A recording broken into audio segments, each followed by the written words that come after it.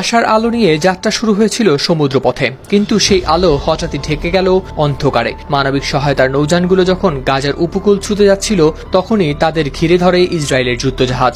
মায়ের হাতে পাঠানো খাবার, শিশুর জন্য ঔষধ, আহত মানুষের জন্য স্যালাইন, সবকিছুই আটকে যায় শক্তির দেয়ালে। আর এই দৃশ্য মুহূর্তেই ফুঁসে তোলে পুরো ইউরোপকে। বুধবার সন্ধ্যা ভূমধ্যসাগরের উত্তাল ঢেউ পেরিয়ে গাজার কাছাকাছি পৌঁছায় 43টি নৌযানের বহর, গ্লোবাল সুমুদ ফ্লোটিলা। কিন্তু হঠাৎই এগিয়ে আসে ইসরায়েলের নৌবাহিনী। মুহূর্তেই থেমে যায় যাত্রা।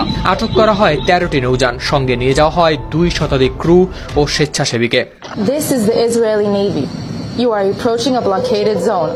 খবরটি পৌঁছাতেই সারা পড়ে যায় চারদিকে। তুরস্ক, স্পেন ও ইতালি নিজেদের নাগরিকদের সুরক্ষায় পাঠায় নৌযান ও ড্রোন। তবে শুরু থেকেই বর্বর ইসরায়েল সতর্ক করে জানায়, এ বহর যুদ্ধক্ষেত্রে প্রবেশ করেছে, অবরোধ ভাঙছে।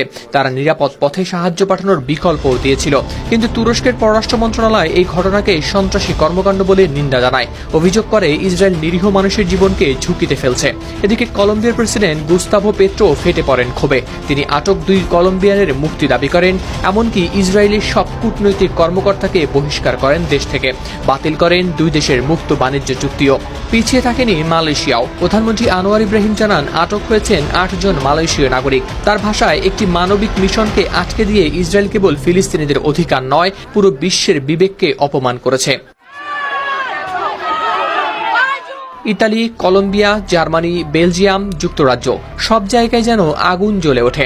ইতালির শ্রমিক ইউনিয়নগুলো ফ্লোটিলার প্রতি সংহতি জানাতে শুক্রবার ডাক দিয়েছে সাধারণ ধর্মঘটের। বার্লিনের সেন্ট্রাল স্টেশনে শত শত মানুষ সামিল হন বিক্ষোভে। ব্রাসেলসে ফিলিস্তিনিরা দাঁড়ান বেলজিয়ামের পররাষ্ট্র মন্ত্রণালয়ের সামনে।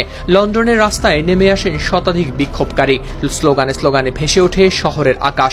মানবতার নামে অন্যায়ের বিরুদ্ধে দাঁড়াবার ডাক। গাজায় পৌঁছাতে পারেনি সাহায্যের বহর, কিন্তু তাদের আটকানোর ঘটনায় বিশ্বজুড়ে উঠেছে আরো বড় এক ঢেউ।